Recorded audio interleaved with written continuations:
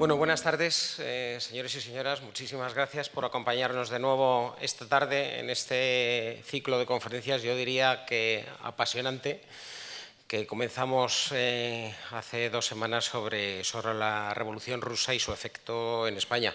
Recordarán que la primera conferencia fue de introducción a lo que fue la Revolución bolchevique, una conferencia muy emocionante y realmente inspiradora sobre lo que fue la revolución y lo que ha quedado de ella por algún vídeo curioso que vimos de Mira Milosevic. Hoy queremos acercarnos a la Revolución de Octubre desde el punto de vista de alguien que fue muy interesante en su momento, que fue el líder del Partido Socialista, Fernando de los Ríos. Él viajó a comienzos de los años 20 a Moscú y San Petersburgo, estuvo varios meses allí, conoció a los líderes de la revolución, incluyendo Lenin, y bueno, lo que decidió, lo que vio y lo que opinó de todo aquello, pues es algo que nos va a contar el profesor Ruiz Manjón y que yo, por supuesto, no les voy a desvelar. El profesor Octavio Ruiz Manjón es catedrático emérito de Historia Contemporánea de la Universidad Complutense de Madrid. En 1976 publicó El Partido Republicano Radical, 1908-1936, un estudio sobre la trayectoria del Partido Radical desde su fundación hasta el comienzo de la Guerra Civil. Considerado por la crítica una biografía apasionante pero desapasionada del líder del Partido Republicano, Alejandro Lerroux. Se trataba además de su tesis doctoral. En 2007 publicó Fernando de los Ríos, un intelectual en el PSOE, una biografía de este político socialista, y su último libro publicado es Algunos hombres buenos, que son, como yo creo que sabrán ustedes, historias de personas que pusieron la justicia por encima de las ideologías durante la Guerra Civil Española.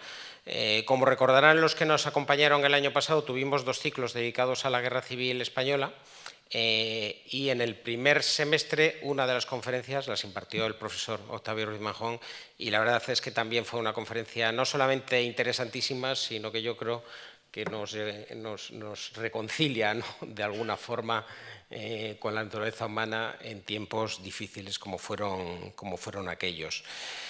Les recuerdo la liturgia de estas reuniones, y es que al margen de pedirles que dejen sus teléfonos, lo apaguen o lo dejen en silencio, pues les hemos dejado en sus asientos una pequeña cartulina, un cartoncito, por si luego quieren hacerle alguna pregunta a nuestro invitado, que se la entreguen a las azafatas que están a los lados, y ellas me las traerán a mí para que yo se lo formule a él. Así que, sin más, y agradeciéndoles de todo corazón que nos acompañen en esta tarde, en esta también complicada tarde que estamos viviendo y los días que nos quedan, doy paso a nuestro invitado. Muchas gracias y buenas tardes.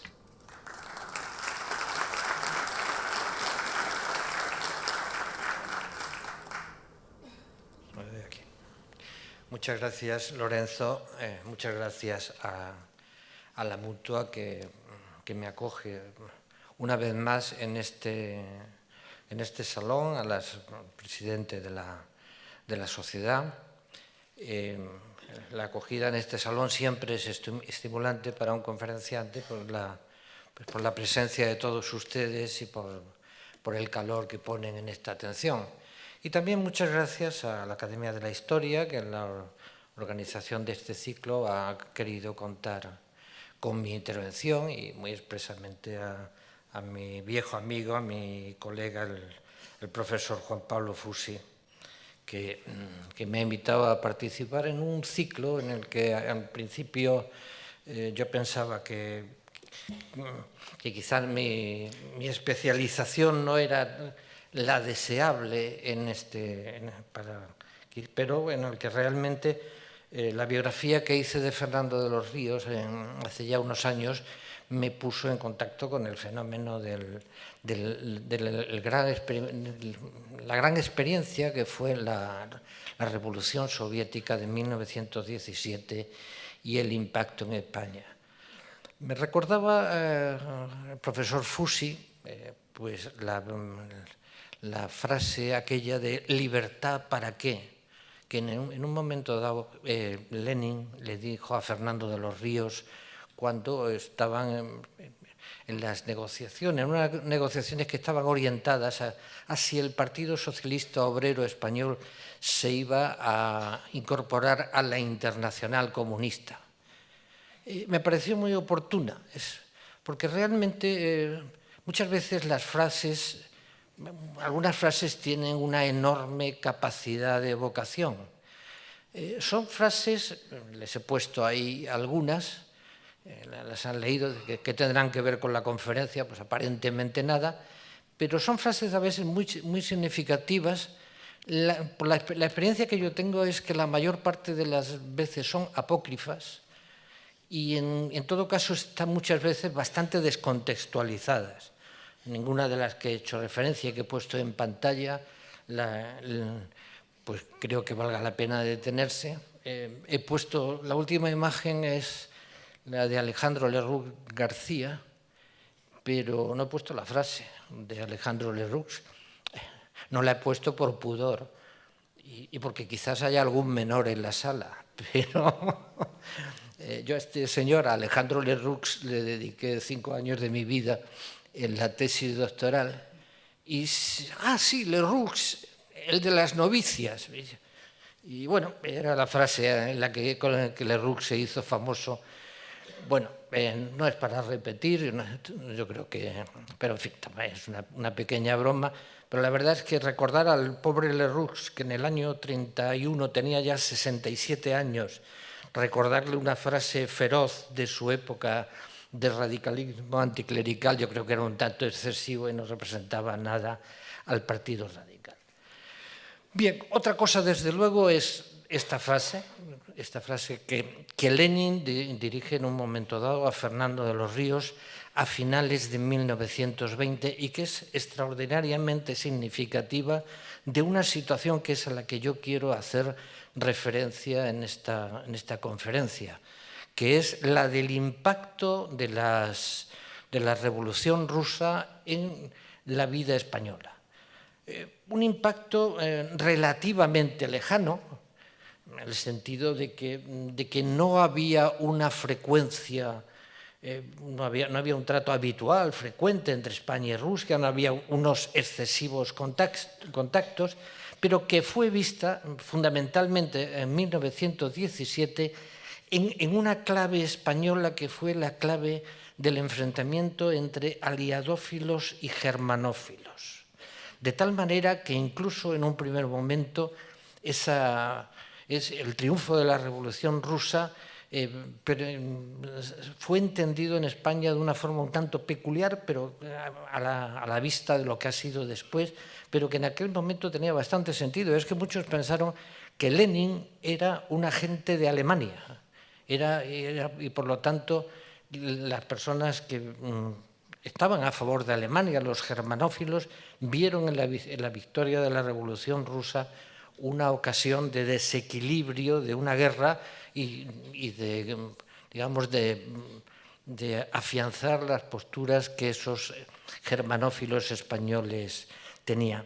Es una interpretación muy peculiar, pero es una interpretación que efectivamente está en la prensa de esos momentos de 1917. Bueno, ya saben, ya se les ha dicho repetidamente, que además de esta diferencia que había entre el calendario juliano y el calendario gregoriano, los días de diferencia que hacen que en realidad la Revolución de Octubre en España para los españoles sea en realidad la Revolución de Noviembre, que es cuando se produce, era un mundo relativamente lejano en el que las noticias llegaron siempre de una forma muy fragmentaria y de una forma muy tardía. No hubo nunca buena información y, por lo tanto, eso dio pie a este tipo de interpretaciones peregrinas que le estoy diciendo con relación a la Revolución Rusa. El interlocutor de Lenin, el que escucha ese libertad para qué, es Fernando de los Ríos Urruti. Fernando de los Ríos Urruti es un político socialista, es un catedrático de Derecho de la Universidad de Granada, es un socialista de reciente cuño por una razón muy sencilla, y es que ser socialista e intelectual en la España de comienzos de siglo no era nada fácil, no era nada frecuente. O sea, el número de personas dedicadas a las actividades intelectuales que se incorporaron al Partido Socialista Obrero Español fue relativamente reducido. El precedente más inmediato de Fernando de los Ríos es Julián Besteiro, de unos años antes. Pero Fernando de los Ríos hasta 1919 no se incorpora al Partido Socialista Obrero Español. Y es, en tercer lugar, digo, un hombre de la generación del 14. De la generación de esas personas que tienen 30 años en torno a 1914, porque esa es la forma de contar o de describir esas generaciones. La persona de referencia, la personalidad de referencia en relación con la generación del 14, pues va a ser José Ortega y Gasset. Pero Fernando de los Ríos tiene también una faceta que hay que incorporar a esta reflexión, que es la faceta de persona relacionada con la institución libre de enseñanza. Las figuras de la institución libre de enseñanza frecuentaron el apellido Ríos, de los Ríos, y es relativamente fácil hacerse un pequeño lío con todos ellos. Tan es así que les contaré la anécdota de que Fernando de los Ríos no se llamaba o no se llamó de joven Fernando de los Ríos, se llamaba Fernando del Río. Pero precisamente en la misma medida en que se incorporó al ideario de la institución libre de enseñanza y al mundo de la institución libre de enseñanza, cuando llegó la ocasión, legalmente cambió su apellido del Río por de los Ríos, para aproximarse a la rama familiar de Francisco Giner de los Ríos, que es quien tienen ustedes en pantalla. Y además él se casó con una sobrina carnal de Francisco Giner de los Ríos, hija de Hermenegildo, de un hermano de Francisco Giner de los Ríos, lo cual le hizo emparentar con ese tronco familiar de figuras centrales en el mundo de la institución libre de enseñanza. No había estado en sus años de formación en Madrid, en el edificio de la institución libre de enseñanza de aquí al lado, del Paseo de Martínez Campos, pero la relación con el tío, la boda con Gloria Giner de los Ríos, le puso en el entorno de este mundo de la institución libre de enseñanza, en donde se alentaba un proyecto de transformación de España con una especial insistencia en los aspectos pedagógicos, fundamentalmente, y sobre todo en la adopción también de ese pensamiento del cual sería el mayor difusor José Ortega y Gasset, que era el de europeizar a España a través del contacto con la ciencia y con las universidades del mundo europeo, fundamentalmente con las universidades alemanas. Quiero decir con esto que Fernando de los Ríos es, podríamos decir, por lo menos para entendernos, un socialista un tanto atípico. No es un socialismo que está relacionado con los medios obreristas, sino procede de esa aproximación de los intelectuales al mundo del socialismo, aproximación que no siempre se traducía en militancia. Don José Ortega y Gasset decía que el día 1 de mayo, en la manifestación del 1 de mayo de cada año, acudía a la calle de Alcalá y se quitaba el sombrero al pasar la manifestación. Era el gesto de un intelectual de respeto a un movimiento socialista que por otra parte, planteaba dificultades de asimilación de estos elementos intelectuales característicos de la generación de 1914. Y es Fernando de los Ríos, por lo tanto, el que va a protagonizar ese viaje al que le quiero prestar especial atención en la conferencia de esta tarde. ¿Qué con qué elementos de información se podía contar para el conocimiento de lo que estaba pasando en Rusia desde finales de 1917. Bueno, un historiador ha hecho referencia a este periodo con ese título que he puesto en pantalla de La fe que vino de Rusia.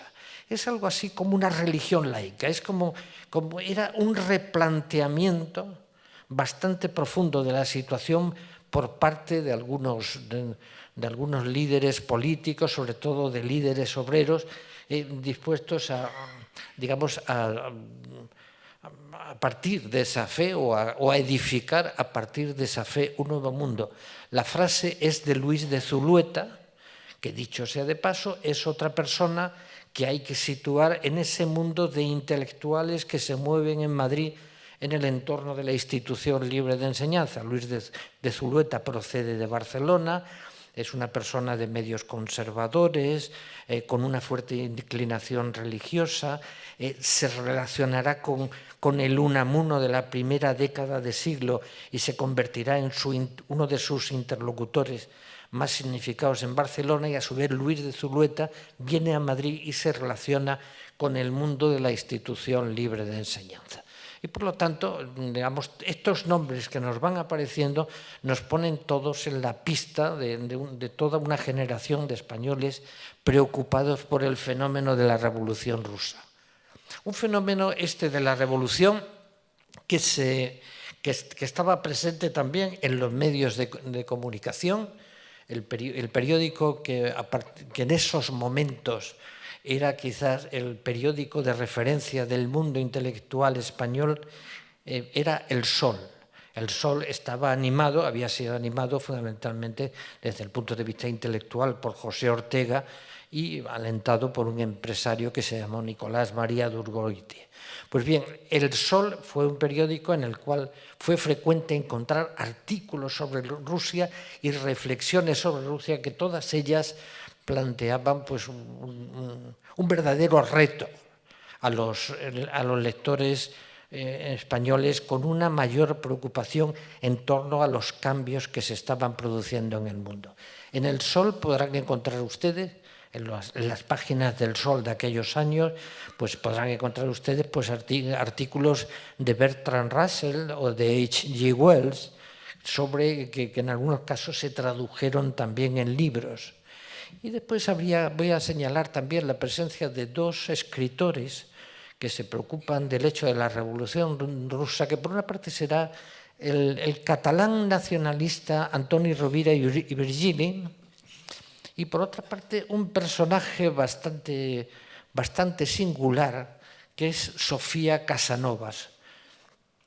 Sofía Casanova es una señora gallega casada con un diplomático polaco, un diplomático y profesor de filosofía polaco, que lo que le permitió a ella tener una relación privilegiada con el mundo polaco y con el mundo ruso. De hecho, ella vivía en el mundo ruso de tal manera que la actividad de Sofía Casanova la convierte en una de las primeras periodistas en poder ofrecer crónicas significativas del proceso revolucionario en la prensa española, y que ABC, que es un periódico por una parte germanófilo, por otra parte de orientación evidentemente conservadora, se convirtió en uno de los periódicos que dieron mejor información sobre el hecho de la Revolución Rusa.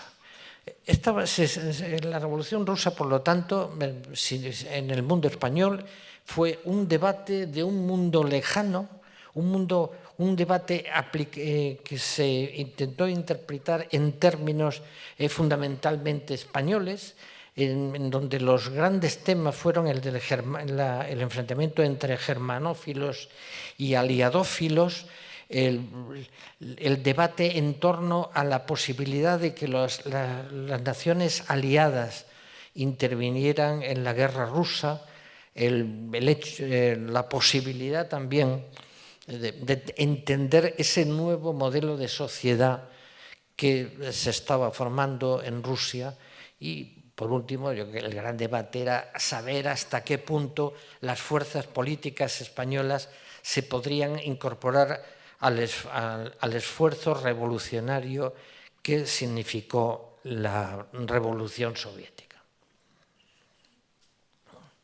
En el caso, en relación con este debate, Fernando de los Ríos participará como intelectual que es en la preocupación sobre si los socialistas españoles tenían que entrar o no tenían que entrar en la Internacional Comunista, en un momento, habría que decir también, en el que el primer impacto revolucionario o el temor a que la revolución rusa se transformara digamos, en una amenaza internacional había decaído notablemente.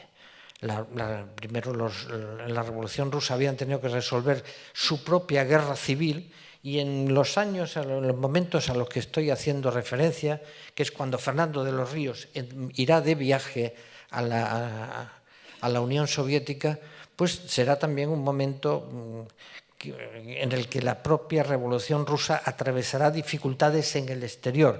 La guerra ruso-polaca de 1919-1920 estaba resolviéndose en estos años, y por lo tanto el acceso a la Unión Soviética fue un acceso que registró una cierta dificultad.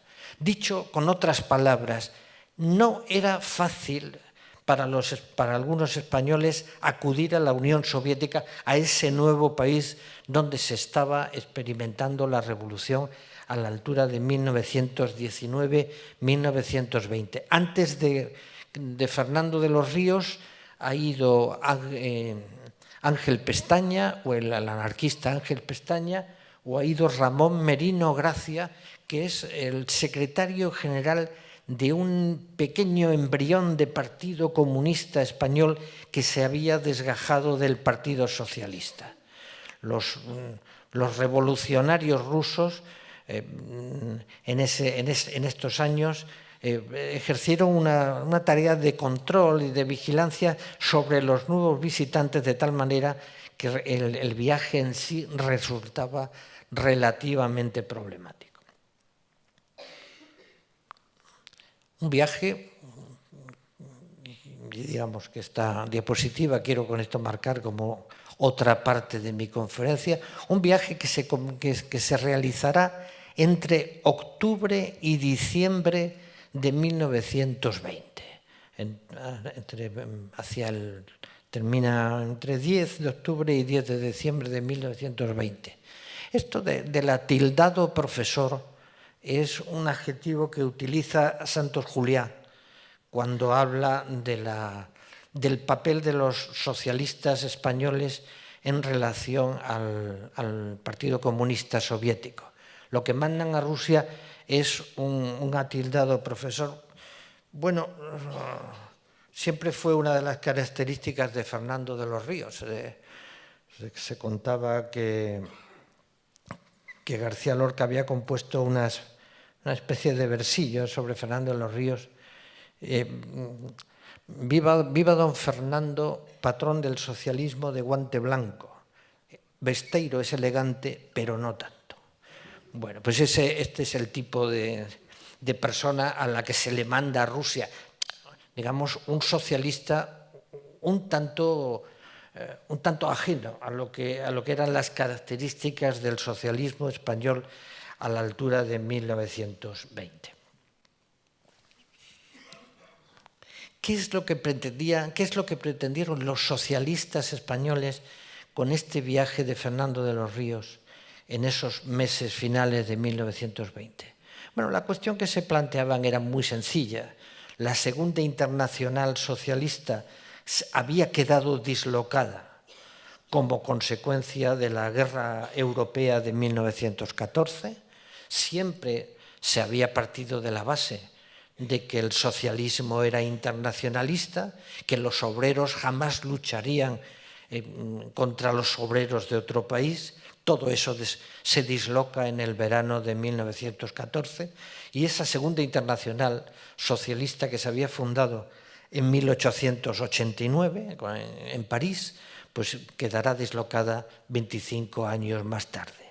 A partir de ese momento hay que reconstruir, hay varios caminos, o reconstruir la antigua Segunda Internacional o construir una internacional nueva, de acuerdo con los nuevos principios, que sería la Internacional Comunista. Los socialistas españoles no van a aceptar de entrada la incorporación a la nueva corriente comunista.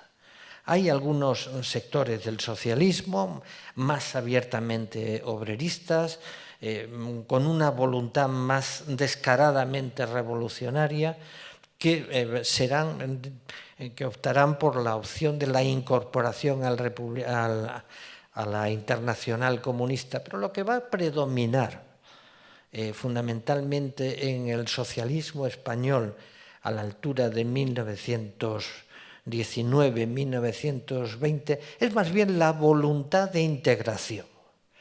Un socialismo español que todavía estaba dirigido por Pablo Iglesias.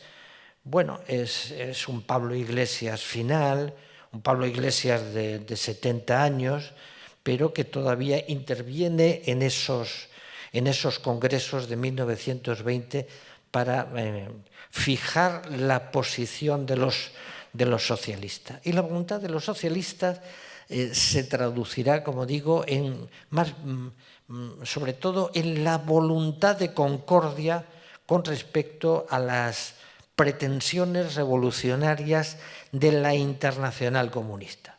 De tal manera que Fernando de los Ríos, que acude a Rusia en compañía de otro socialista, este sí, claramente obrerista, que se llama Daniel Anguiano, se presentará en Rusia con unas condiciones, ahí que las pongo en pantalla, unas condiciones que en definitiva a lo que apuntan es a la autonomía del partido, a la capacidad del partido de revisar los dictámenes y las órdenes de la Tercera Internacional y, en tercer lugar, pues la posibilidad de mantener siempre la puerta abierta a la integración de los socialismos europeos en una nueva internacional. Eso no es ya lo que quieren los comunistas rusos, lo que les ha llevado a la creación de la Internacional en el mes de marzo. Al contrario, han endurecido sus posiciones a través de una serie de exigencias que traducen en las 21 condiciones para incorporación a la Tercera Internacional, que bueno, no les voy a contar las 21 exigencias ni las 21 condiciones, sería un latazo. Pero sobre todo, en definitiva, las 21 condiciones a lo que apuntan es a la creación de una internacional comunista abiertamente revolucionaria y claramente sometida a las directrices de Moscú. Y por lo tanto, en ese sentido, el viaje de Fernando de los Ríos, desde el punto de vista estrictamente político, es un viaje que yo creo que no tenía horizontes, ni siquiera ya desde el momento que se inicia, pero en cualquier caso, en el contacto de Fernando de los Ríos con algún otro socialista, como Álvarez del Valle, Julio Álvarez del Valle, con el que coincide en Alemania en el verano de 1920, le aconseja que viaje a Rusia y que vea la realidad de esa sociedad rusa durante ese viaje. Para ello, Fernando de los Ríos pues, utilizará alguna bibliografía, algún tipo de libros que se han publicado en los meses inmediatamente anteriores. Claro, hay que tener en cuenta que la Revolución Rusa pues, era un fenómeno relativamente reciente y fuera de los artículos periodísticos no hubo tampoco una bibliografía excesiva para informarse. En este caso, los dos títulos que propongo, uno es el de Tassen, es el de un antiguo socialista ruso emigrado en París y por lo tanto una persona que daba una imagen de la revolución crítica con respecto al desarrollo de la revolución rusa, y el de Serge Chassin es una visión de un historiador francés que se traduce en España en una fecha muy temprana, pero normalmente se puede decir que este viaje por parte de un intelectual como Fernando de los Ríos, que buscaba siempre trabajar, relacionarse con la sociedad, con los nuevos fenómenos políticos, con una base de documentación, de lecturas, no resultó especialmente brillante en ese sentido de la documentación. El mundo ruso, el mundo en el que se presentará Fernando de los Ríos, por lo tanto, en octubre de 1920, será para él verdaderamente una terra incógnita, un mundo en el que tratará de experimentar, en el que tratará de sacar información. ¿En qué consiste el viaje? Bueno, el viaje prácticamente consistió en un viaje en ferrocarril. Él entró por Estonia, no era el sitio habitual desde Berlín para ir a Rusia. Va por Estonia precisamente por lo que les he dicho antes, por la guerra ruso-polaca. De tal manera que los territorios de Polonia en ese momento estaban intervenidos y no podían ser practicados por los viajeros. Entran por Estonia, entran en ferrocarril, acuden unos días a San Petersburgo. La recepción que tienen en San Petersburgo es demasiado fría, que decir que no se les va a tratar en buena medida como colegas o como cómplices, sino las informaciones que llegan de estos visitantes españoles es la de que son socialistas revisionistas, o sea, en definitiva, socialistas que no son dóciles a las instrucciones de Moscú y por lo tanto se van a encontrar con un trato que en cierto modo podía resultar un poco decepcionante. Por ejemplo, les resultó decepcionante no poder ver a Máximo Gorki. Máximo Gorki era una de las lecturas habituales, o era el gran novelista ruso del momento.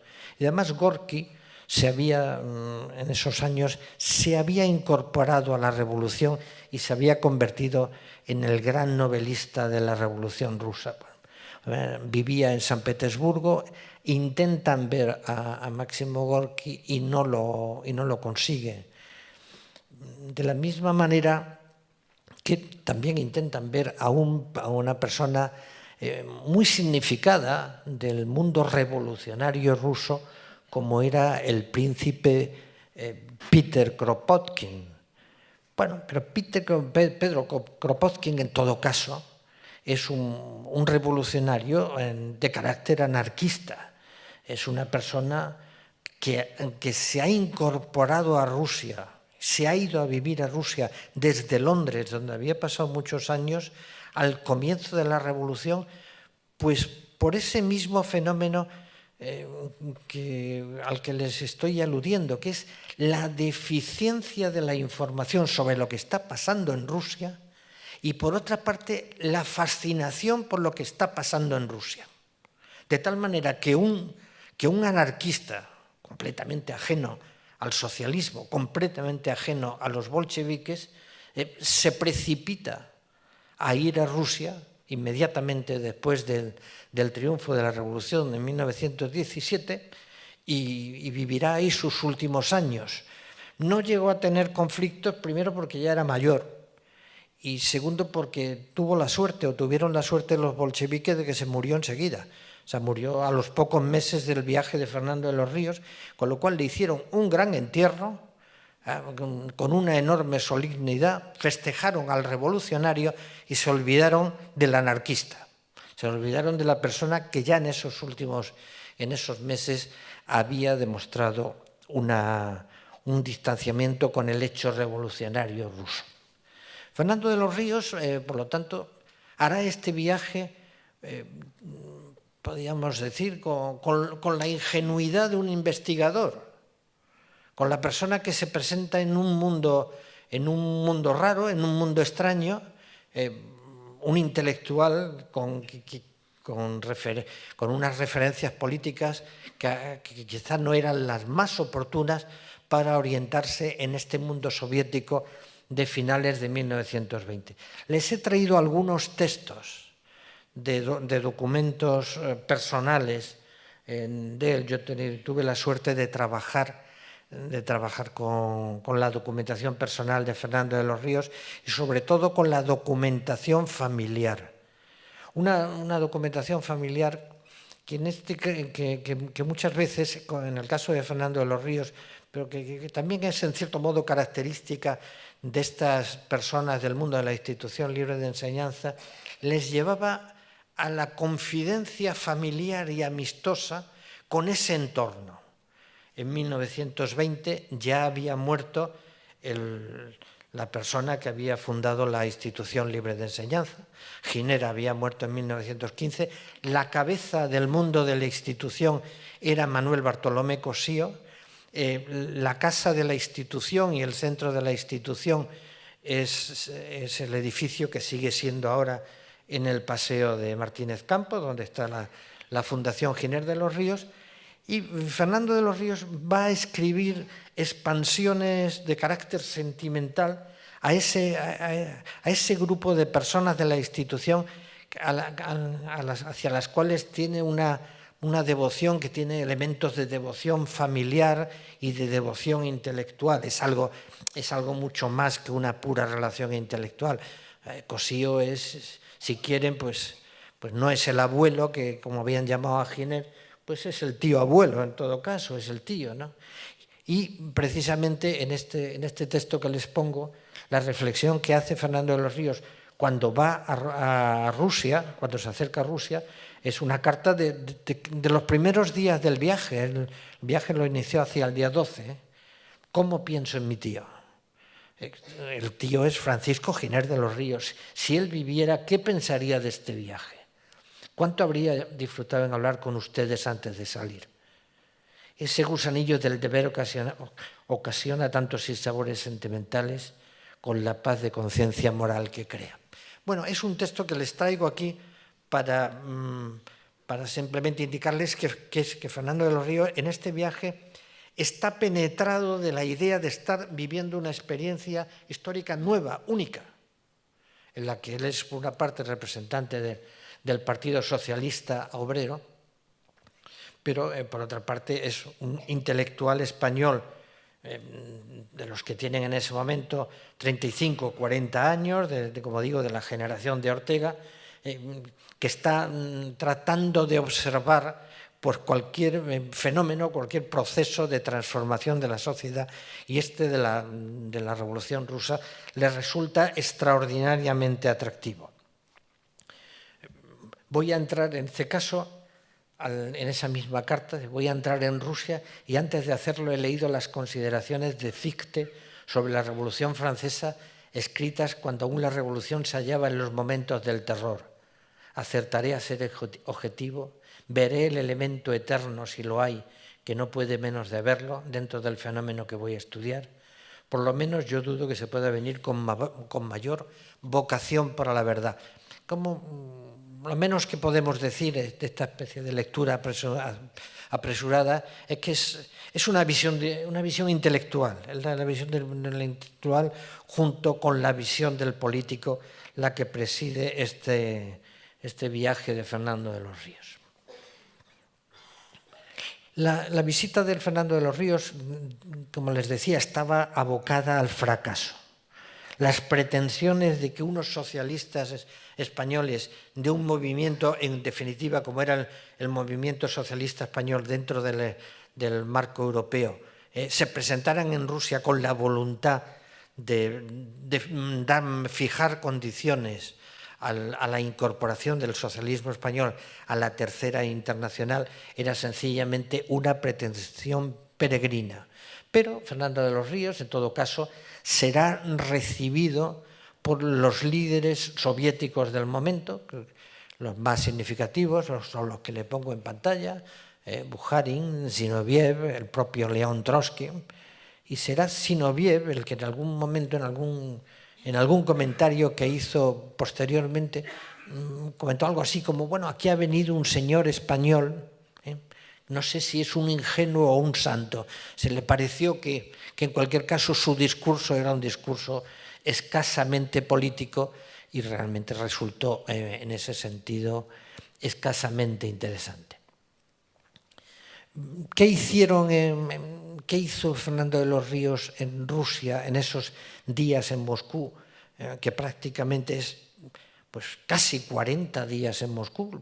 Bueno, le reciben en el hotel que tenían reservado para los visitantes extranjeros, un hotel que se llamaba el Hotel Lux. Allí no pagaban nada, allí tenían todo, allí tenían comida. Lo único que pasa es que Fernando de los Ríos o cualquiera de ellos, si salía del hotel y llevaba un paquete, tenía que pasar por un señor que le miraba el paquete y le preguntaba a dónde iba y le preguntaba después de dónde venía. O sea, realmente experimentó unas condiciones desagradables en ese contacto que tuvo con la realidad rusa. Conoció a militantes rusos, él habla de una chica completamente identificada con las directrices del partido, pero también vio la pobreza y también vio los harapos y también vio dificultades en la vida rusa de aquellos años que quedarán reflejadas en su reflexión posterior. Le trataron bien, le llevaron a la ópera, hasta poder contarle a su mujer, yo creo que esta carta es a su mujer, he estado 2 veces en el Parco del Zar. Si vieran lo que es oír desde allí al teatro entero puesto en pie cantar la Internacional, pues no deja de ser una escena realmente clamorosa por parte del viajero que experimenta la realidad rusa. Será en ese contexto y ya será al final del viaje cuando Fernando de los Ríos se entrevistará con Lenin en el día anterior a su salida de Rusia de vuelta hacia Alemania y hacia España. Una entrevista de la que él no cuenta algunos detalles. El otro día me planteaba un profesor en qué hablaron. Bueno, es posible que hablaran alemán o francés. Algún historiador dice, todas estas personas manejaban idioma académico. En algunos casos su lengua más habitual siempre fue el francés. El alemán fue una lengua académica que no siempre dominaron y por lo tanto es una cosa que queda en la duda, pero Fernando de los Ríos nos cuenta esa entrevista y esa entrevista, como les decía al principio, que a veces las frases famosas hay que contextualizarlas, no fue una pregunta y una respuesta directa, como a veces se dice, o sea, y de la libertad y la libertad en Rusia y una contestación, ¿y libertad para qué? No. Es tal como lo cuenta Fernando de los Ríos, lo que Fernando de los Ríos le pregunta cuáles son las condiciones de la dictadura del proletariado, cuántos años habrá que pasar para que haya efectiva libertad en Rusia. Y es en ese contexto en el que le contesta Lenin, digamos, por mor de que quepa en pantalla, no le puedo poner toda la frase de Lenin, pero la contestación de Lenin va por ahí. Nosotros nunca hemos hablado de libertad, sino de la dictadura del proletariado. Y en concreto Lenin le insiste en que esa situación de dictadura del proletariado, en donde haya recortes efectivos en la libertad, le llega a decir, puede durar 40 o 50 años. Y solo al final de la intervención es cuando Fernando de los Ríos, cuando Lenin le pronunciará, el problema para nosotros no es de libertad. Pues respecto a esta siempre preguntamos, ¿libertad para qué?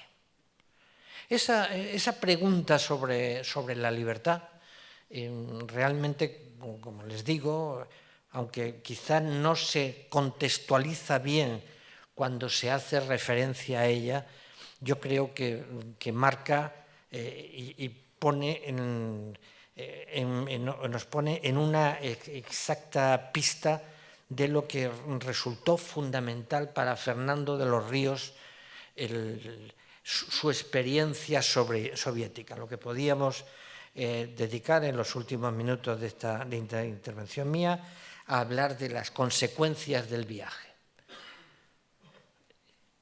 Esas consecuencias del viaje que, en el caso de Fernando de los Ríos, estarán guiadas por un amor frenético a la libertad. Bueno, queda como un poco fuerte esto de amor frenético, pero son palabras que las pongo entre comillas porque responden a una carta que le dirige a Miguel de Unamuno. De Rusia vuelvo con un amor frenético a la libertad, precisamente a la libertad de la que no había gozado en la Unión Soviética durante esos 2 meses. Y se lo dirá de una forma mucho más abierta, mucho más sincera, mucho más clara a su mujer cuando le escribe desde Tallin. Tallin es la capital de Estonia. En aquel momento se llamaba Reval. Era el mismo nombre. Ya puedo escribirte libremente. Ya has salido de Rusia, fuera de las tenebrosidades de un mundo policíaco. Y lo que le cuenta a su mujer en esa carta del 15 de diciembre, que es recién salido de la experiencia soviética, es lo que ustedes pueden leer en pantalla. Y una vez más, insistiendo en ese concepto, en ese término que había sido tan significativo y tan característico de su entrevista con Lenin, la apetencia de libertad, la necesidad de libertad. Pero fíjense que en esa misma carta, al final de la carta le dice que de estas palabras mías no trascienda nada. O sea, no digas nada a nadie. Era una recomendación inútil. Primero porque Gloria Ginés de los Ríos era una mujer muy discreta. Segundo porque Gloria Ginés de los Ríos vivía como vivía él en Granada y el mundo de las personas con las que se podía poner en relación era mínimo. Y, por supuesto, tampoco Gloria Ginés de los Ríos estaba en contacto con el socialismo granadino, que era un socialismo tremendamente obrerista. O sea, es una recomendación innecesaria. Pero, claro, el problema está en que Fernando de los Ríos, vuelto a España a finales de 1920, tiene que hacer un informe ante el partido para saber si el Partido Socialista Obrero se va a incorporar o no a la Internacional Comunista. Y eso será el objeto de reuniones del partido que se realizan en 1921. Hay un primer momento del informe que hace Fernando de los Ríos al Comité Nacional del Partido Socialista Obrero Español en enero, y después un debate abierto en un congreso extraordinario del 9 de abril, en el que se aprueba la propuesta de Fernando de los Ríos en el sentido de condicionar el ingreso en la Internacional Comunista en unas condiciones que realmente excluían la incorporación del Partido Socialista Obrero a la Internacional Comunista. El resultado de ese debate, de la postura de Fernando de los Ríos, del informe que hace Fernando de los Ríos, será que el sector minoritario del Congreso, de las personas que eran partidarios de una incorporación inmediata, de la aceptación sin ningún tipo de límite de las directrices comunistas de la Tercera Internacional, pues se retirarán del Partido Socialista Obrero Español y fundarán el Partido Comunista de España. Fernando de los Ríos traduciría su informe y su experiencia en Rusia en un libro que ha pasado a ser uno de las grandes aportaciones de la bibliografía española al conocimiento de la Revolución Soviética, un libro que él titula Mi viaje a la Rusia sovietista, que se publicará en la primavera de 1921. Un libro que tendrá muchas otras ediciones, que a veces se citará mal, porque a veces se dice mi viaje a la Rusia soviética. No, la denominación que en ese momento predominaba era la Rusia de los soviets, la Rusia sovietista, y digamos convertirán al testimonio de los Ríos en un testimonio clave para la definición del Partido Socialista en los años posteriores. El PSOE, el Partido Socialista, como digo, renunció a la vía revolucionaria, mantuvo una relación, pues, a veces no fácil, pero en cualquier caso se movió en la esfera de las instituciones democráticas, mientras que el Partido Comunista Español pues, tendría, digamos, un desarrollo siempre minoritario desde estos primeros balbuceos de los años 20 hasta la Guerra Civil Española. Será solo con la Guerra Civil Española cuando la presencia del comunismo y la presencia del Partido Comunista se hará muy patente dentro del bando republicano, como siempre han revelado estas fotos que son muy conocidas, que son las fotos de la Puerta de Alcalá desde los dos lados, que se puede ver la Puerta de Alcalá, con esta acumulación de líderes comunistas en el proceso revolucionario. Bueno, a esta altura de la Guerra Civil, digamos, Fernando de los Ríos ya estaba en Washington. Él fue el embajador español en Washington durante los años de la Guerra Civil, y después de la Guerra Civil, al terminar la Guerra Civil, pues tuvo que dejar la embajada y ya se quedó a vivir en Nueva York, donde murió. Pero yo creo que esta experiencia de 1920 fue una experiencia tremendamente significativa, y en cierto modo yo podría decir que hace que Fernando de los Ríos brindó un servicio al socialismo español, que fue alejarlo de la tentación comunista. Muchas gracias.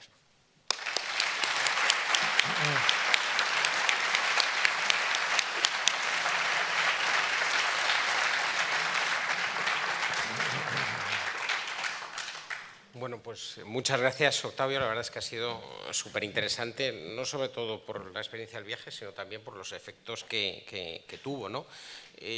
Durante la conferencia anterior, la de la semana pasada, la verdad es que algunas de las preguntas ya yo creo que se enmarcaban precisamente en lo de esta conferencia y la siguiente. Y yo a las personas que la formularon, que no sé si habrán vuelto o no, les prometí que te las formularía a ti, ¿no?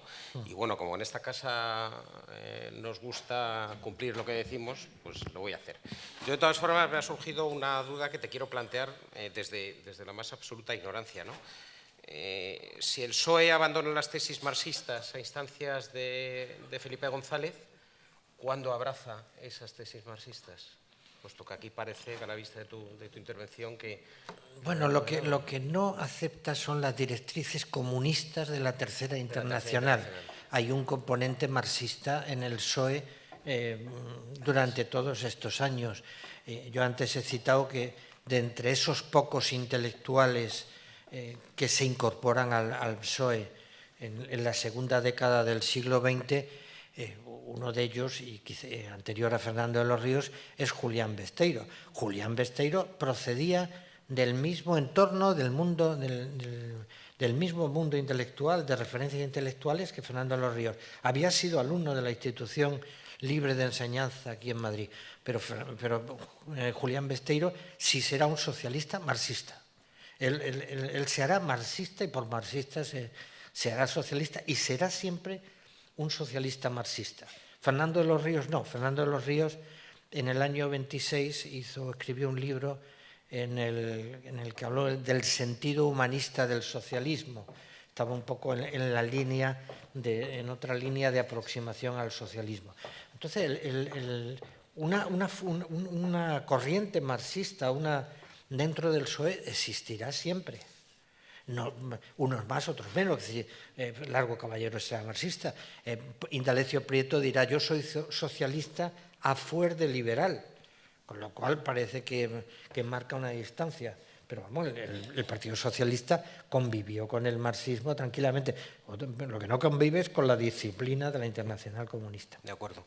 La referencia a Largo Caballero me lleva a una de las preguntas de la conferencia pasada. La huelga general que se lanzó precisamente en el mes de octubre de 1934, que fue también, se la conoce también como la Revolución de 1934, estuvo alentada precisamente por socialistas como Largo Caballero, la UGT. Esta huelga general, esta revolución, que aunque los sucesos más conocidos o más graves, por así decirlo, fueron los de Asturias, se desarrollaron y se produjeron en otras muchas regiones, Andalucía, sí. Cataluña.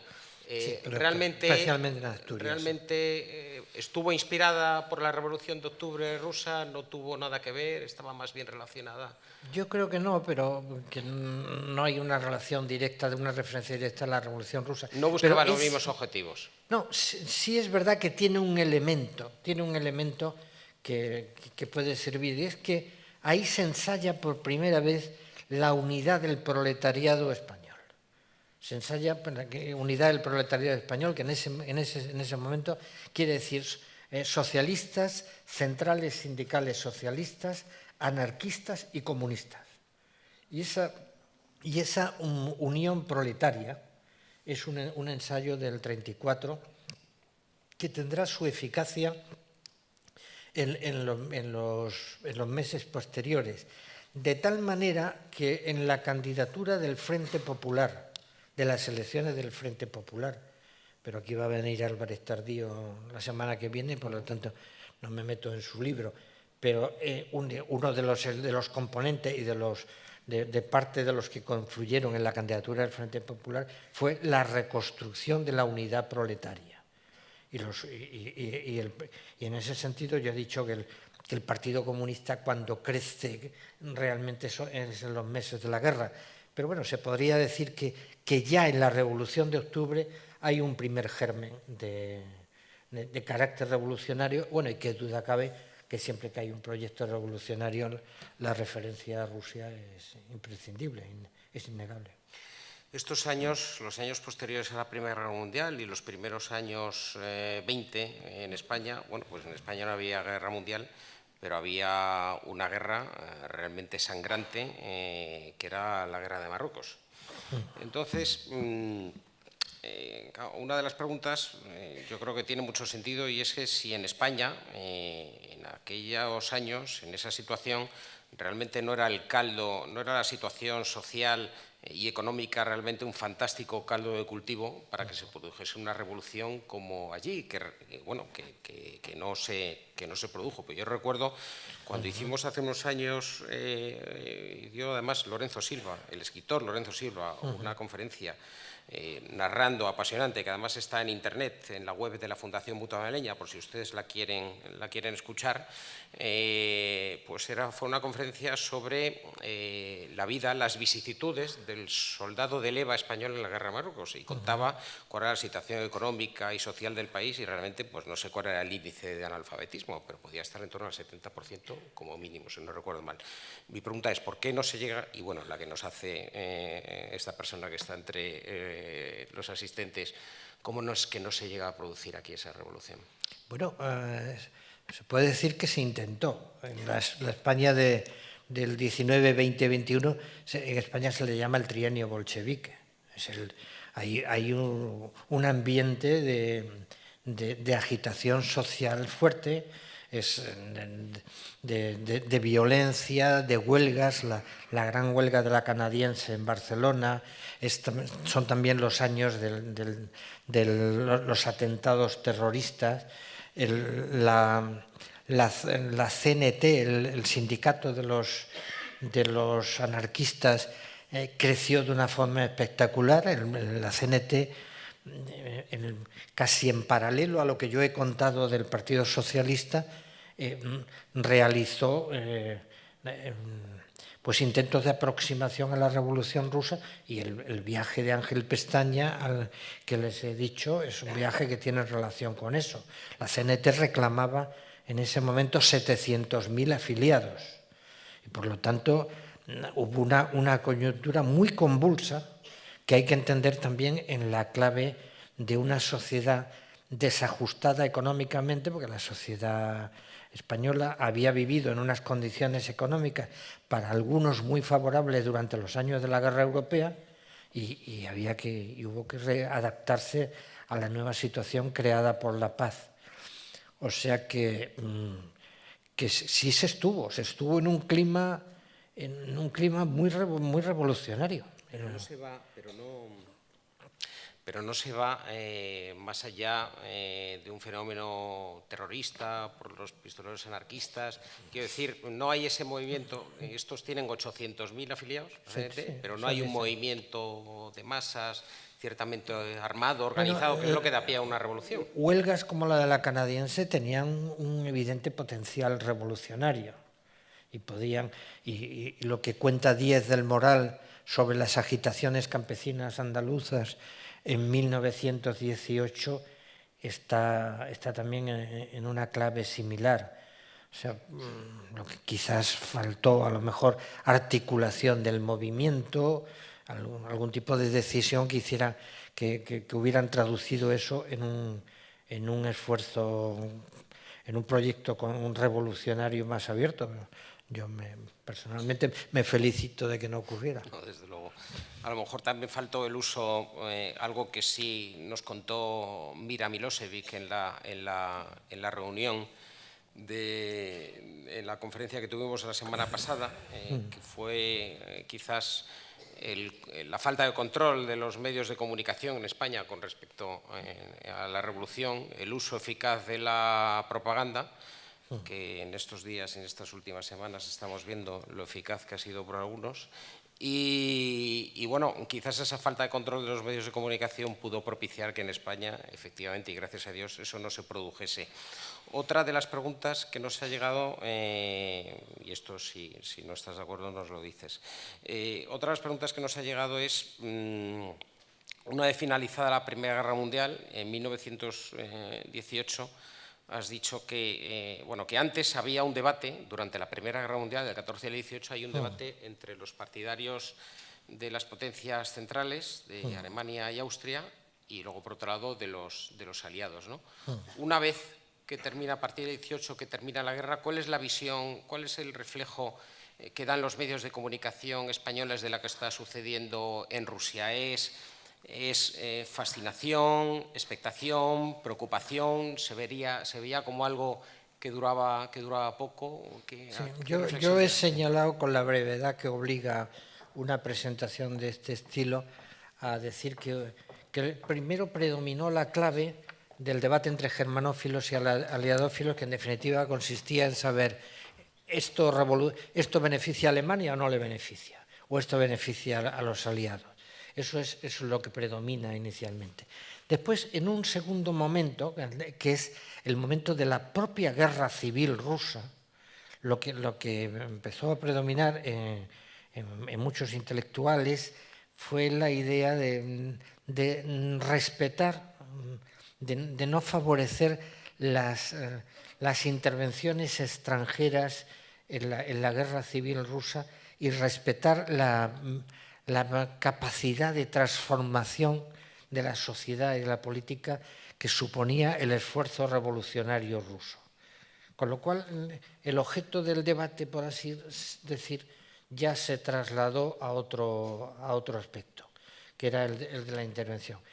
Y se puede decir que quizás, salvo algún testimonio pues muy directo, quizás esta Sofía Casanova, de la que yo he hablado, que claro, es una mujer conservadora, que escribe en ABC y que por otra parte tiene una visión muy a ras de tierra de las condiciones de vida de Rusia, pues no existe una imagen muy documentada, muy bien informada de las dificultades por las que estaba experimentando el pueblo ruso en aquellos años, con lo cual Se podría decir que se le dio un crédito a la revolución.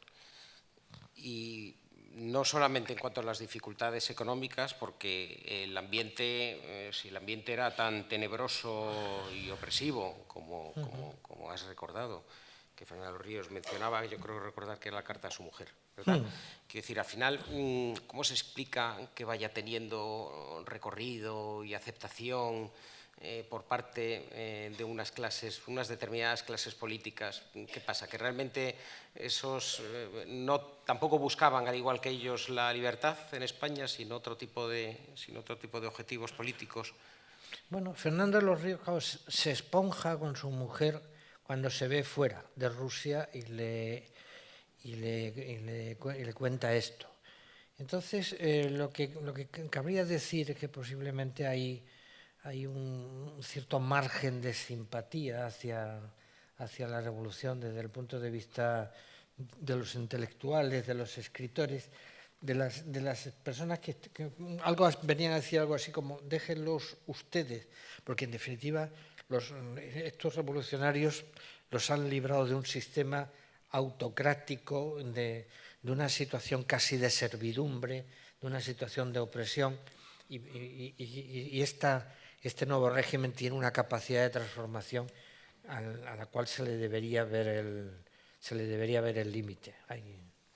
Nos recuerda uno de los asistentes que en las elecciones municipales de 1931 sí. El PC, el Partido Comunista de España, solo obtuvo una alcaldía en un pueblo de Toledo. ¿Por qué tan poco arraigo del PC en aquella época? Aunque tú lo has mencionado, que llegan a los albores de la guerra civil con muy poca presencia o muy poco apoyo institucional o político. Bueno, como se suele decir, es una buena pregunta. Cuando el conferenciante no sabe qué contestar. Danos tu opinión personal y con eso nos vale. No, que es una buena pregunta, pero yo creo que sencillamente la oferta que está haciendo el Partido Comunista, la oferta de carácter revolucionario, no es respondida suficientemente, y por otra parte esa oferta revolucionaria la cubría de una forma mucho más clara la CNT o las grandes sindicales, pero quizá en un mundo como el de ese de Toledo, pues no deja de ser una anécdota realmente en el escenario de esa. ¿Por qué no triunfó el Partido Comunista? Pues yo creo que su oferta revolucionaria no era lo suficientemente atractiva para una sociedad que estaba bien pues relacionada y bien afiliada a otros movimientos mucho más atractivos, como era el anarquismo español, sobre todo en el mundo rural y en el mundo mediterráneo. O sea, nos estás diciendo que el PC de la época no sabía vender la mercancía. Bueno, el PC adoleció siempre del exceso de dirección de Moscú. De hecho, yo la historia del PC reconozco que no la conozco demasiado bien fuera de las grandes magnitudes, porque eran tan constantes las purgas, las eliminaciones, aparte de que era una dirección minoritaria, la cambiaron con relativa frecuencia por ineficacia, por la excesiva dependencia de Moscú. No fue un instrumento, no pareció un instrumento políticamente eficaz hasta la coyuntura revolucionaria de octubre de 1934. Ahí sí empieza el Partido Comunista a utilizar la movilización obrera con más eficacia. Pero es verdad que fue un partido extraordinariamente intervenido por la dirección comunista de Moscú. El Partido Comunista de España, a partir de esa revolución de octubre de 1934, sigue una trayectoria de influencia, no voy a decir de apoyo social, o al menos de influencia increciendo hasta la guerra civil, o es en la guerra civil donde realmente toma más pulmón? No, ¿Y por qué? yo antes he dicho durante la conferencia que en la guerra civil, después creo que en mi primera intervención me corrijo un poco en el sentido de que se puede decir que el Partido Comunista está presente en la vida política española con una cierta consistencia desde octubre del 34 y muy claramente en el periodo de confección de las candidaturas del Frente Popular de los meses finales del 35 y del 36. No hay ni un solo diputado comunista en las Cortes que se eligen en 1931, que son las primeras Cortes. Solo hay un diputado comunista en las Cortes que se eligen en 1933 y ya en las del 36, ahora mismo no recuerdo exactamente de la cifra, pero dentro de las candidaturas del Frente Popular creo que entran unos 16 diputados comunistas. Por lo tanto, están presentes en las últimas Cortes de la República, que son las Cortes que se eligen en febrero del 36. Pero es verdad que se eligen dentro del vehículo del Frente Popular, de las candidaturas del Frente Popular, en donde han tenido un protagonismo grande. Por así decir, la candidatura del Frente Popular tiene como dos núcleos de decisión. Hay unas candidaturas de carácter republicano burgués, en donde encontramos a Indalecio Prieto, a Azaña, a Martínez Barrios, a Felipe Sánchez Román, y Largo Caballero es el nexo de esa candidatura republicano-burguesa con las candidaturas abiertamente proletarias, que presionan mucho sobre la candidatura que se presenta en las elecciones de febrero del 36, lo cual demuestra que el Partido Comunista ya tenía una capacidad de presión mucho más notable. Por eso yo lo pondría efectivamente a partir de finales del 34, pondría quizás un crecimiento pues un tanto en la oscuridad todavía del Partido Comunista, pero que lo hizo extraordinariamente eficaz en el año 35, a finales del 35, con vistas a las elecciones del Frente Popular. Última pregunta, también derivada de la reunión de la conferencia de la semana pasada. Y también yo estaba fuera de Madrid. Bueno, pero tiene mucho que ver, contigo. Perdona, Lorenzo. ¿Influyó la Revolución Rusa fue uno de tantísimos, pudo ser uno de tantos desencadenantes de la Guerra Civil Española? ¿Influyó, por lo tanto, en el comportamiento de algunos? Sí, porque sí, influyó muy a largo plazo en el sentido de que era toda una cultura política de la que participaron muchas personas. Pero claro, el impacto inmediato de la Revolución Rusa será en la Europa de finales de la Guerra Europea, el impacto de Rosa Luxemburg o de Karl Liebknecht en la Revolución Alemana, que decía ahí hay un momento en que realmente se temía un efecto contagio. Después eso se aplacará. Por eso digo que cuando Fernando de los Ríos va a Rusia, ese efecto contagio ya se había aplacado bastante, pero en cualquier caso la Revolución Rusa proporcionó toda una cultura política. Muchísimos de los jóvenes socialistas y anarquistas leyeron a Gorki, leyeron la literatura revolucionaria rusa, eso estaba en los ateneos libertarios populares, eso contribuyó enormemente a lo que podríamos llamar la cultura política, ¿verdad? Pero la cultura política es un concepto un tanto vago, pues son referencias intelectuales, lecturas, en fin, no es tanto el modelo inmediato, es decir, lo que se pone en la puerta de Alcalá, yo creo que más que la Revolución Rusa es la URSS, es la Unión de Repúblicas Socialistas Soviéticas, amigo de España y protector de los intereses republicanos. Y eso que no había redes sociales.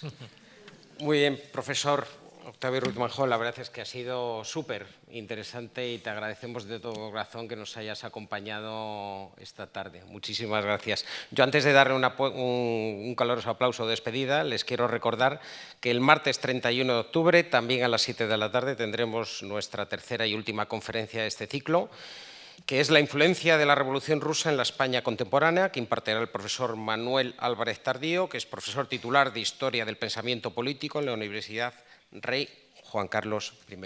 Así que muchas gracias y que pasen ustedes buena tarde.